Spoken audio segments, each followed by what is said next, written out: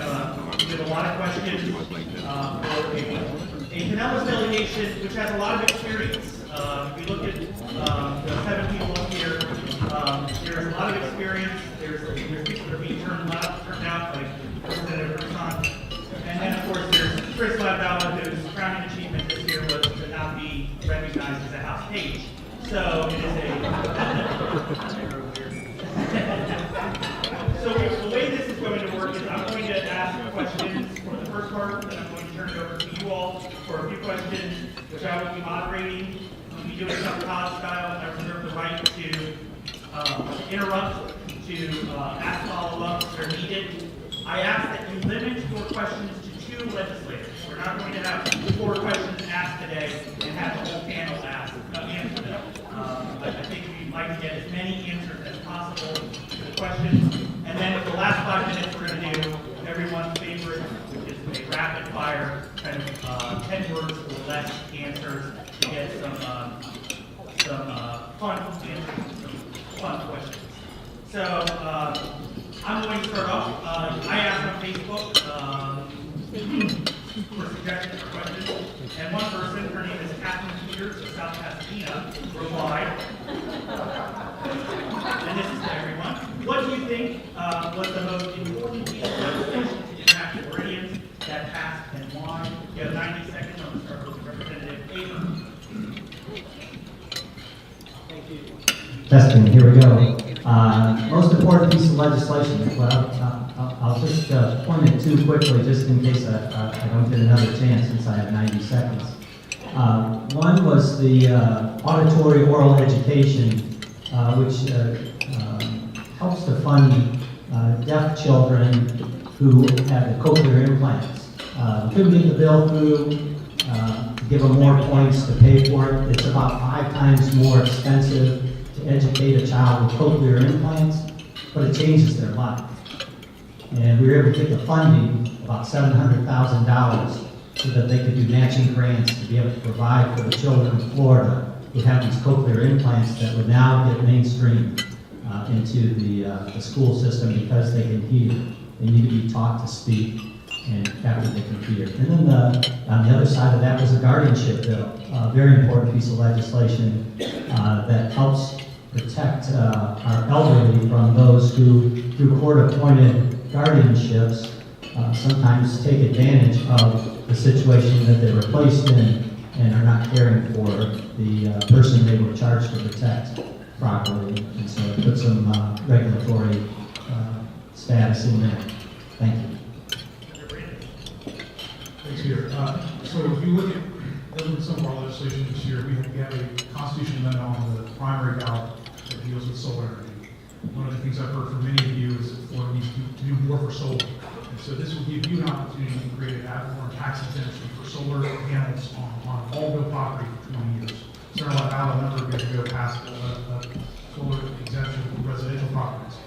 But for the bulk of us, the best benefit for solar that we're going to get is to scale that and to allow larger properties to have that exemption as well. So I think that's going to have a very good impact. Thank you. Happy to be here. I think early learning funding is probably the most seismic, crucial, most important thing. I was happy to be co-sponsoring a bill with Representative Latwella to create quality early learning. Unfortunately, it did not move. We're hopeful that maybe next time we'll do better. But there are so many benefits to early learning. And we have the 5 failure factories. We'd like to turn them into the future factories here in St. Pete. Early learning is crucial. 7-1 ROI, even by Florida Tax Watch. So there's so much more that we can do with early learning to greatly transform our communities, to reduce our prison population, to bring business and industry to our communities, to our state. That's what we need to do much more on. Thank you very much. I was honored to sponsor and pass, and it was signed by the governor a couple weeks ago, a juvenile expungement bill that garnered support from 29 of my colleagues in the House from both sides of the aisle, who the minority leader of the House stated that it was one of the sleeper bills of the session that would have a lasting impact on students and kids throughout Florida. It garnered support from groups such as the Southern Poverty Law Center, to the other side of the aisle with the James Madison Institute and groups in between. What my bill did is it brought down the age of an automatic expungement to the age of 21 from the age of 24 for somebody who was not a serious or habitual offender, violent offender. And it also had a provision in there if they were between the ages of 18 and 21 and had not been rearrested in the previous 5 years, that they could apply for early expungement. So that was the bill that I was most proud of this year, and I think that'll have a lasting impact on a lot of kids and young adults in Florida. Senator Lattimore. Thank you, Peter. Good afternoon.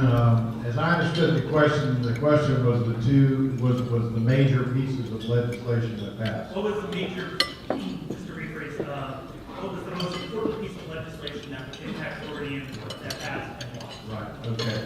So I'm gonna look at the big picture. Two issues that passed. One was the Legacy Florida bill, which is setting aside $200 million a year for the next 20 years to be spent on the Everglades and the water flow in South Florida. We've got a really disastrous situation going on with Lake Okeechobee right now, and flooding out some of that dirty water to the estuary on both sides of the state. It will also put some money into springs, $50 million a year, both of which I think are very worthwhile. Those are the natural treasures of our state that need to be protected. The most important piece of legislation that's passed every year, the only thing that the legislature is required to do by the Constitution is the budget. And this year's budget was $82 billion budget, and we did real well for Pinellas County in that budget. There's a $10 billion student success building to replace an old and much needed improvement building at St. Pete College. Resources for Ruth Eckerd Hall, for the Clearwater Marine Aquarium, for the Clearwater Free Clinic, for the Warehouse Art District here in St. Petersburg, and a long list of worthwhile projects. Thank you, Senator. Representative Captain Peters. Thanks, Peter, and thanks for taking my question. What I think was the most important legislation, and I believe it is the core problem within every sector of government, and that is the lack of mental health services and coordinated care that we have. And because mental health still has a stigma, it's just never talked about, it's never addressed. But if you look at the core problems within healthcare, if someone has a mental illness and diabetes, they're not taking care of their diabetes if they're not taking care of their mental health. And when they do go into the ER, the costs are exorbitant, and they are truly costing us a lot of money. It is the core choke in our jails. It is the core choke in our court systems. It is the number one reason children are taken away from their families is mental health and substance abuse. And so that is at the core of every crisis that we have and consuming every budget, the budgets within each department. So this year we've passed 9 bills related to mental health and substance abuse.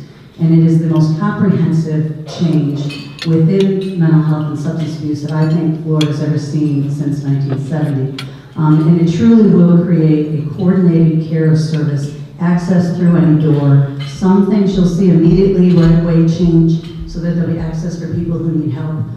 Some of it, the infrastructure is going to take a little while, but I promise you within 5 years we will have a good, comprehensive system with quality access of care. And I think that is the number one most important legislation that we passed this year.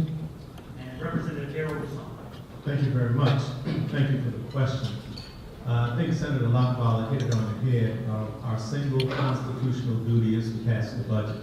But I think in a particular area of the budget, very significantly, the governor's office wanted to increase spending on education by increasing the required local electric property taxes.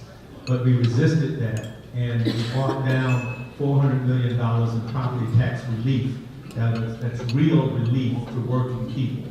And I think that was one of the most significant pieces of legislation to come out of the budget.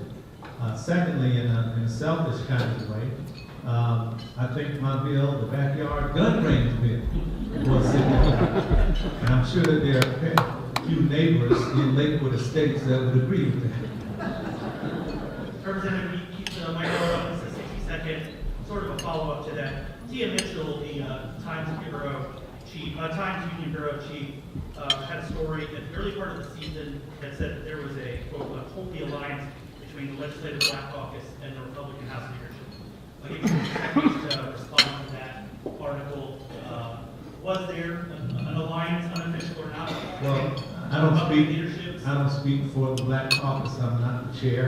What I will say is if you're smart in your politics as a legislator in Tallahassee, you learn to build alliances and collaborations with those who hold the purse and hold the power.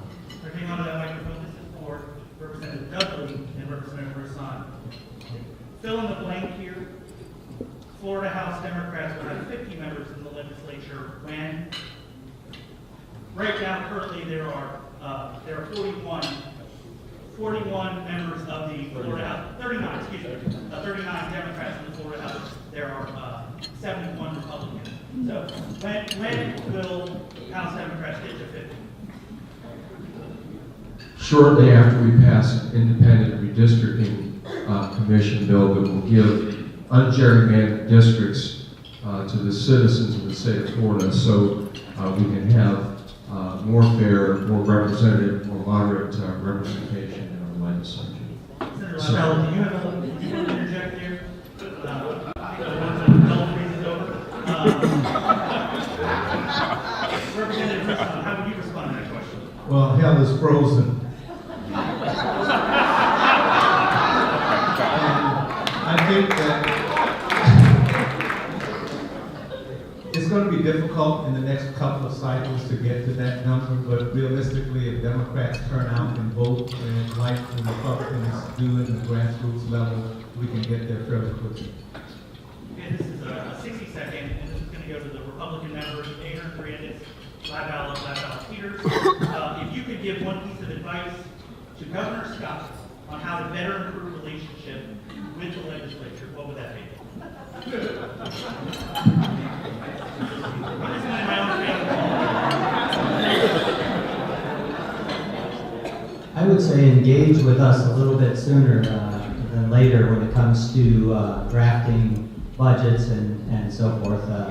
It always helps, and we're always told, let's interact with the principals or the folks that, let's say it's an education bill. We should talk with the teachers first and the principals and the superintendents. I think it could work the same way, a little bit more with the legislature as well, interaction. So I agree, their office is not in the division, their legislative affairs division. In fact, at one point in session, I questioned their legislative affairs director if there was lamb's blood on my door because they kept passing over it. So one of the things I've encouraged them to do is to come sit with members more. You know, it's amazing that they can't find their way to the third floor, the fourth floor of the Senate office building at least once a day to stick their head in and ask how they can help us be successful. Representative Lavalla? I would say not to take things personal and to go easy with the veto pen. Senator Lavalla? I think all of us, whether we're in the legislature or in the governor's office, need to respect the priorities and positions of each other. We had a lot of emphasis on the priorities of the legislative leaders and passing those the first couple of days and so forth. I've always thought that the most successful elected officials and the most successful leaders are those that make sure all of the members of their body are successful and get their priorities done. Representative Peters? There's not much more to say after all, and I think everyone covered it very much, but where I found success with his staff is when we work closely with the secretaries. I think Senator Lavelle and Senator Brandis have had great success when they work with DOT and the secretaries and their staff. I've had great success working with DCF, particularly with mental health. And I have a very good relationship with the governor's deputy chief of staff. And so we meet regularly and socially. So I think it's all about relationship building. It doesn't matter if it's business or politics, it's all about relationship building.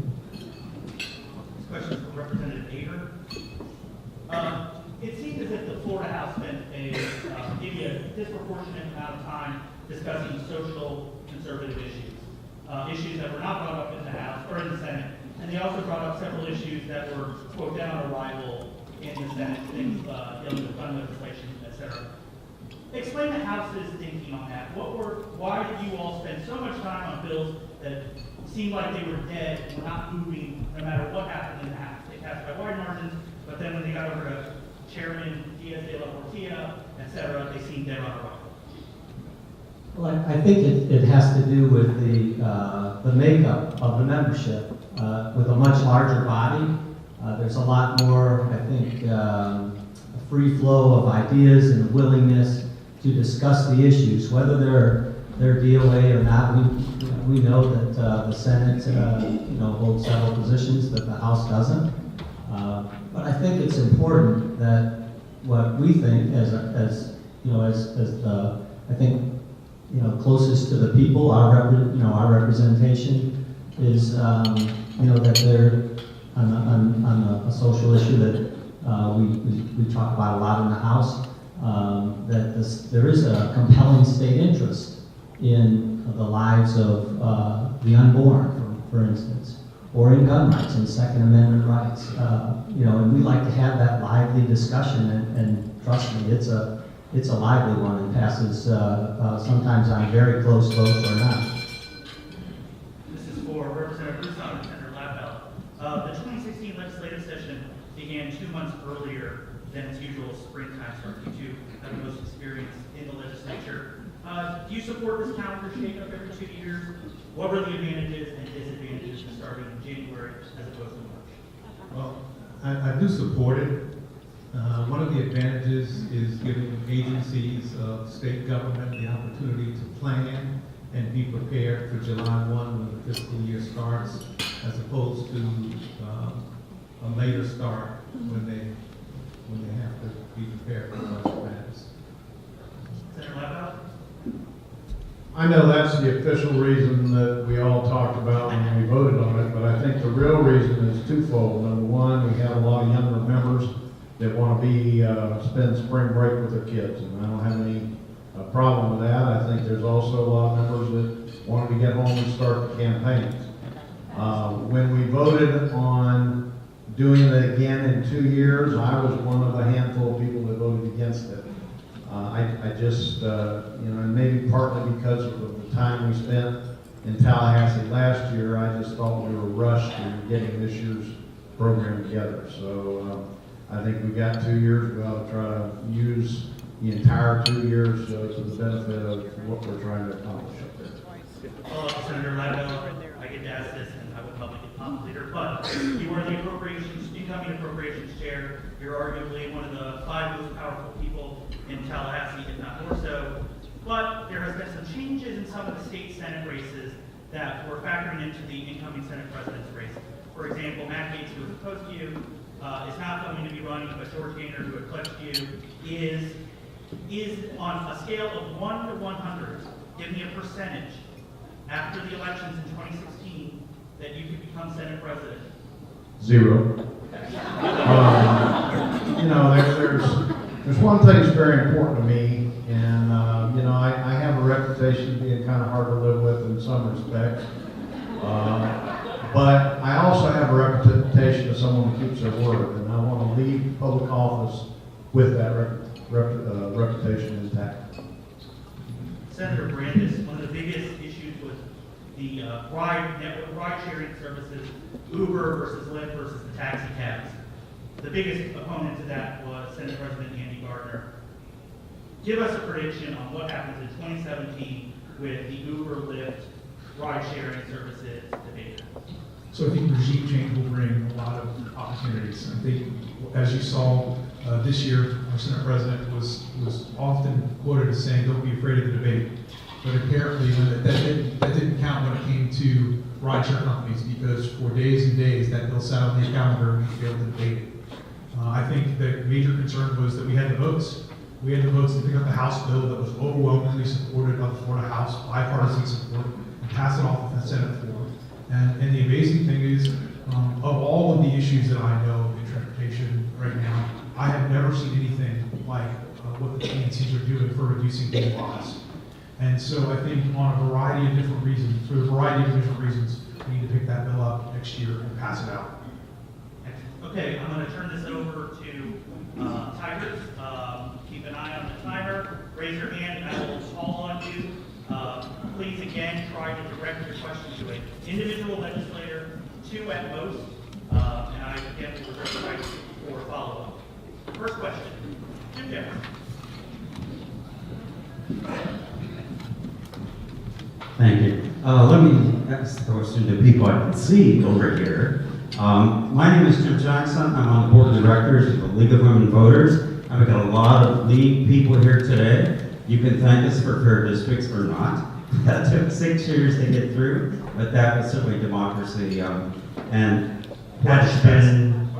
question is to Senator Brandes and to Representative Dudley. School choice has kind of been bastardized into not about parent choice, but about we've got one pot of money that we can divide that is now going to public schools, charter schools, some to private schools, some to tax credit scholarships. So the school choice. All right, let me just jump in here. This is not what's going to happen. This is my one chance to be moderator. Get up. I want you to begin your sentence with a word that begins with the letter W, so that it ends with the question mark within 30 seconds. Please ask your question. Is that a question? No. What was your school choice? How's that? To Dwight Dudley and Jeff Brandes, comments on school choice. Absolutely. Parents want more choice. And Florida has one of the leading policies of allowing school choice. In fact, this year, we kind of broke the mold. We allowed students to go to a public school across county boundaries. And so whether it's private school, public school, charter school, whether it's playing sports, we allow for parents to have more choices in Florida virtual school than almost any other state. I'm excited about where we are. When I talk to parents, they want the choice. They want the opportunity. To me, it's a shining star of the Florida education system about how much choice we do offer parents. There's a place for charters. There are some good charter schools. The whole reason charters they started was to create innovation. What we have today is a bunch of imitation. We have horrible lack of accountability with regard to our tax dollars. $70 million unaccounted for. We have the example of Charters USA buying a building for $3.75 million, selling it 6 months later for $9.7 million. It is a scam. There's a ripoff to taxpayers, private equity groups, and investors are very happy about treating education as an emerging market to the pain of taxpayers, not to the benefit of students. Complete lack of accountability, amazingly bad for taxpayers and bad for our children when we don't have accountability, and these kids don't get well educated and then have to come back for remediation. Next question.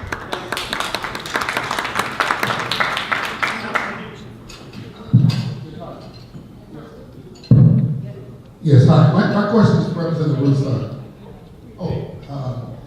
Whitney Newton, what was the most rewarding thing about your 8 years of service for the district, and what advice would you give someone that's looking to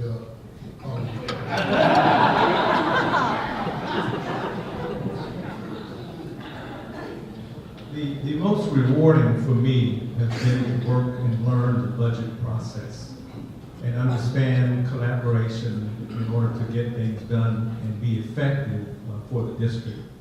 There were several years when no Democrat in the House dared vote for the budget. And then in 2009, I became the lone Democrat in the House that voted for the budget. But that was because I learned how to be included and how to get things in the budget.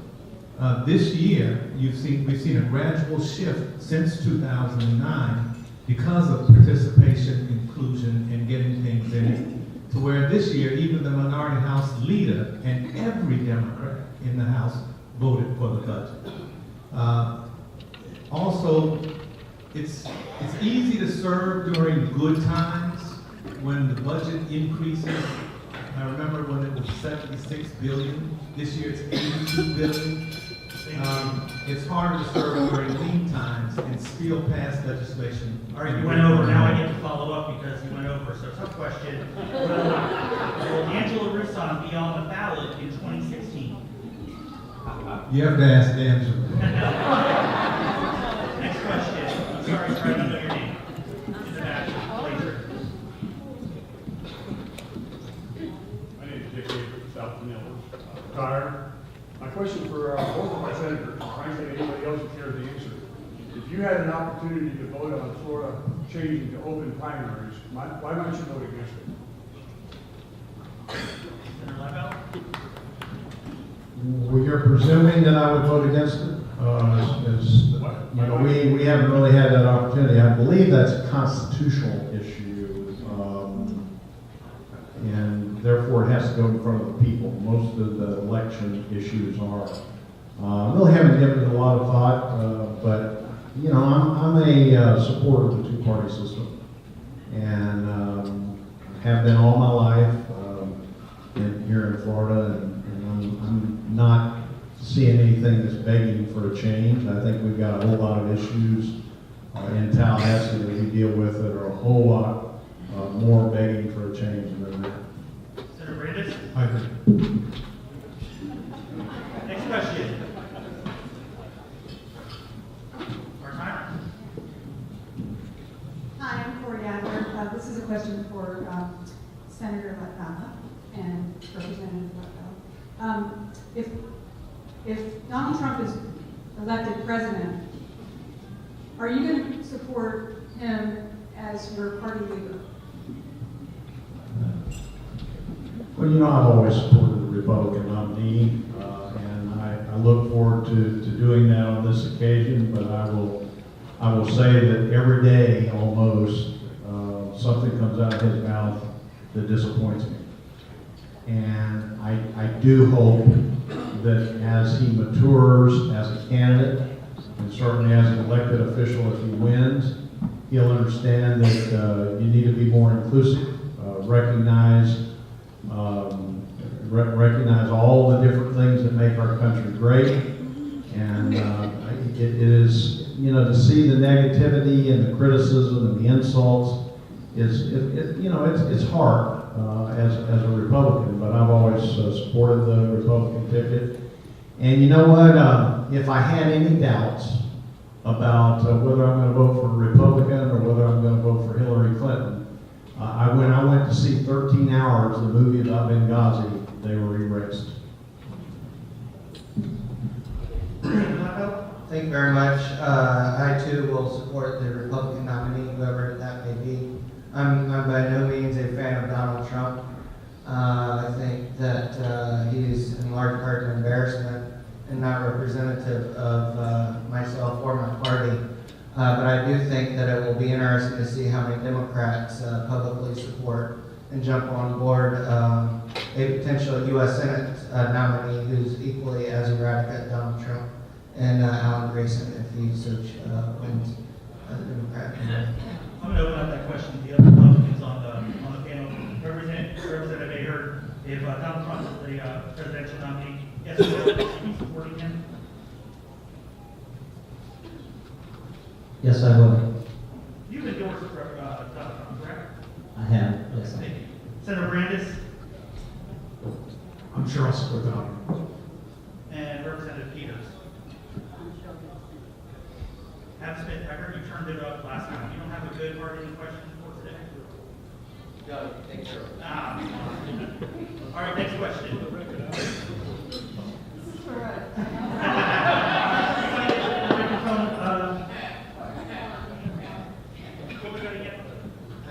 I just want the record to be perfectly clear that I will not support the Republican nominee.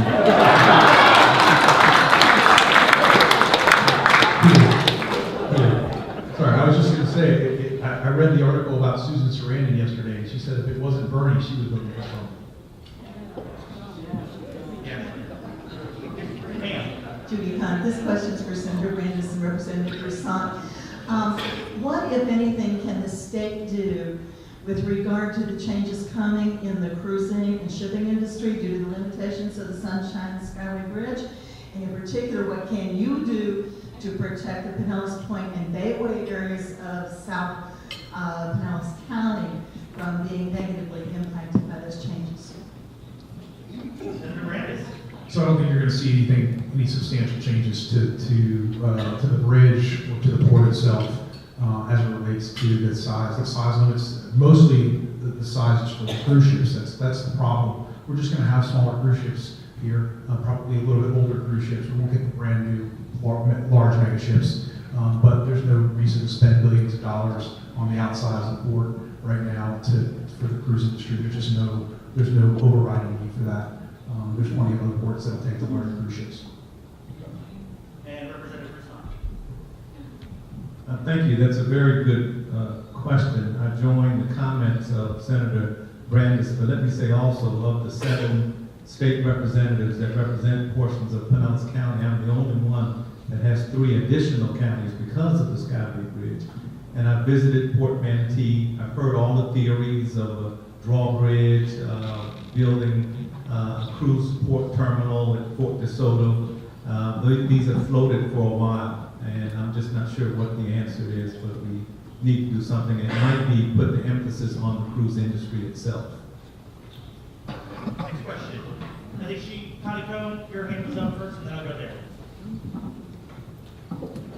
Yes, Connie Cohen. Recently, we've seen reports that many independents have changed to the Republican Party in order to vote for moderate candidates. Do you perceive that in a general election that those people who have converted for that reason would vote for a Tea Party or religious right candidate? Who's your question for? And who's your question for? Which legislator? Whoever would be willing to respond to it. Let's go to Representative Ager. I just think that's the beauty of being an independent, that anytime we politically try to analyze them, it doesn't work. So they're all over the board typically. So it's for me anyway, my past experience with it, it's been anyone's guess. Honestly, I think Trump is his own brand. I don't think people see him as a traditional establishment Republican. And so I think it's just fascinating to have this kind of independent brand out there that's kind of transcends the party brand. It's something I don't think we've seen. Representative, let's get the count up. Really, the research shows that independents vote in line with one of the parties most of the time, higher than 80% of the time. I think that's what the research shows. So, you can switch if if you're an NPA and you're switching to be a Republican, that's the way you're going more than likely to begin with. So. Sir, up front, you have a question? Senator Levin, of course. Thank you. One observation, you talk about moderates and you talk about Trump, and one observation I forgot to make earlier, and that is that as I see Donald Trump and him getting away with, swearing and some of what he says and insulting people and so forth, I do see a bright side. That means there is a future for guys like me.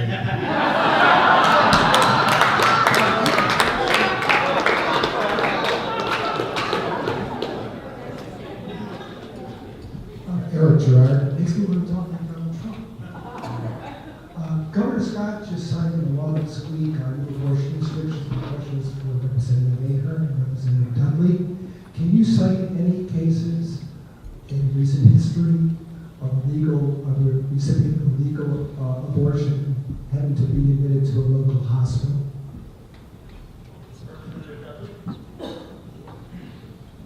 I think it's fairly well known that the regulation that was passed was really not to help women, but to try to restrict a woman's right to choose. That's what it's all about. Everything that I've heard about it, read about it, and heard in debates as well. So that's what it's all about. It's it definitely takes away from women what their Constitution says they have, which is the right to choose under the U.S. Constitution and the Florida Constitution, their privacy rights. Representative Baker? There's, at least the way I read the bill, there's nothing in the bill that prohibits a woman's right to choose either way. All it says is that a doctor must have privileges at a hospital within a certain distance in order to perform these types of surgical procedures. So, in essence, it's protecting her in case something does go wrong, and it does.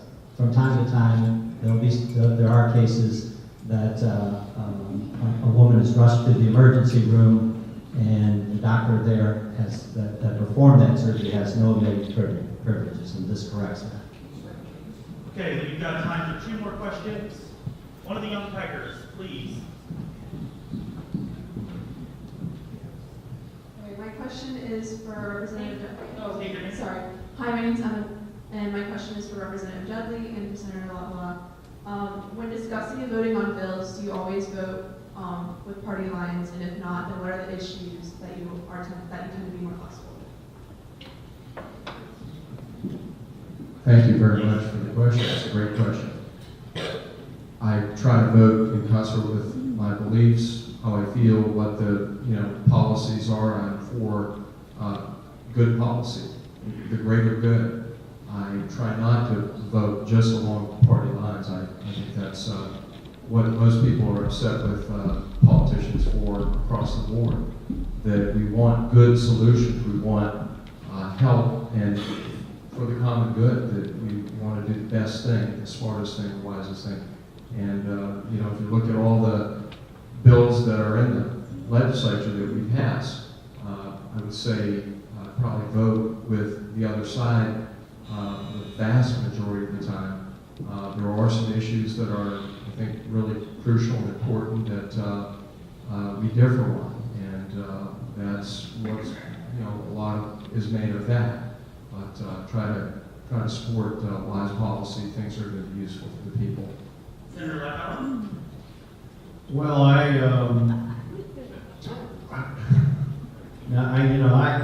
believe my job is to vote the way I know best and the way my constituents want me to vote.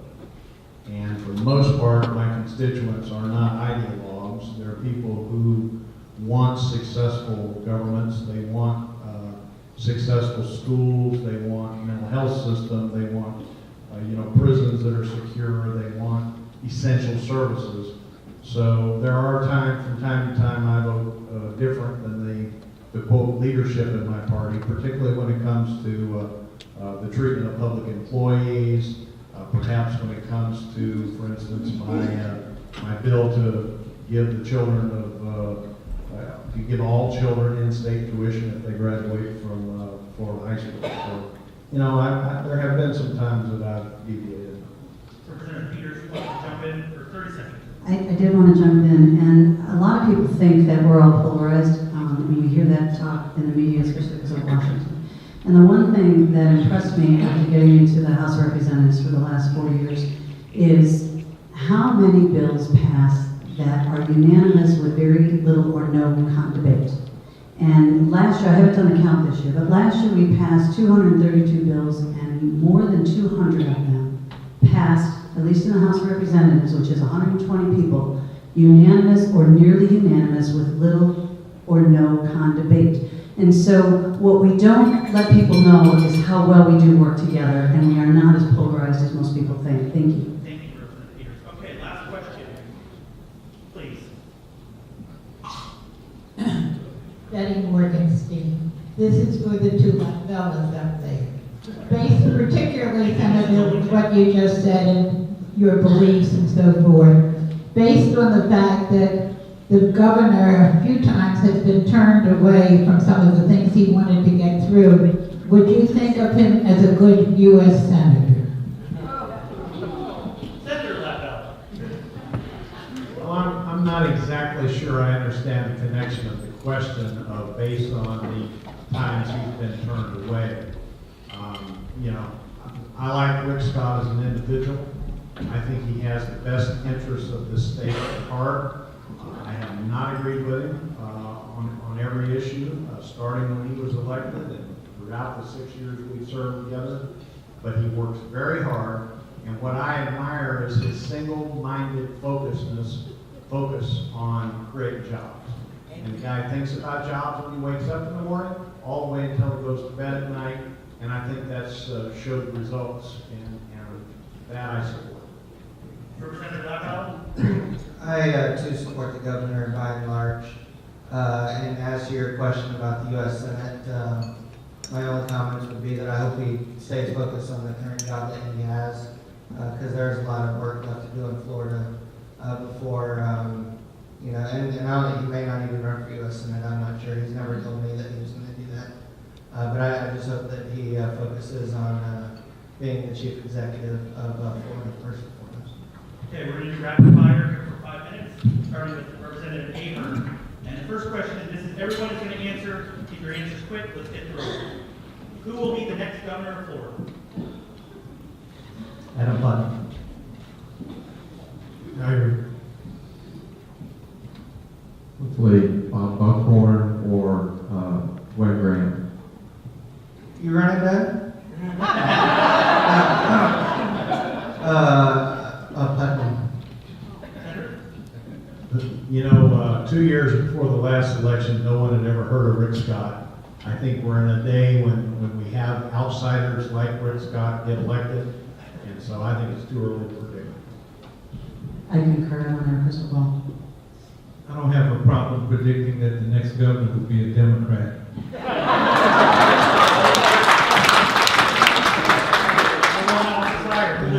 And I decline to run this time. Who will be the next president of the United States? And you have to name a person. Don't get out with that last name. Hillary Clinton.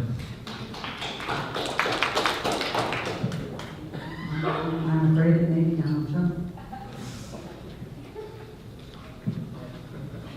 I think it's going to be a deadlock convention, and Jeb Bush will be the next president. Ted Cruz. Hillary Clinton. I think it'll be a deadlock convention and Paul Ryan will be the next president. Donald Trump.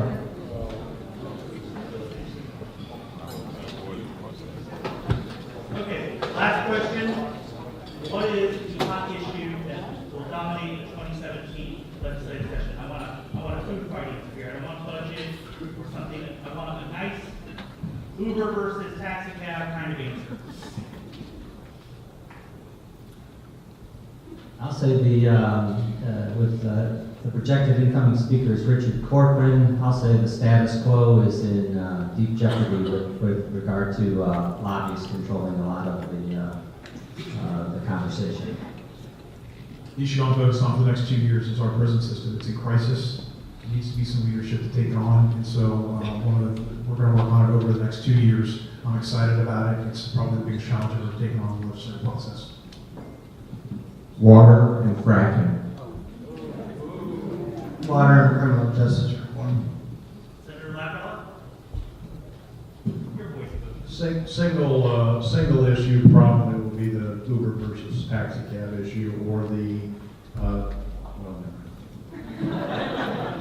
I know the prison is the most, very, very important, and mental health will continue with, but I think as far as controversial where they'll be fighting, and it's been for a long time, it's still going to be the cost of Medicare. How do we get Medicare more affordable? And so the ambulatory centers, we finally got scope of practice done. We're the 50th state to finally do scope of practice. We're way too late on that. I think you'll see a lot more changes on coordinated care and different types of ways to give people access to medical care. And I think healthcare, but also the one issue that always comes up for the last several years and then goes away will be gaming. Thank you very much. Let's give everyone up here.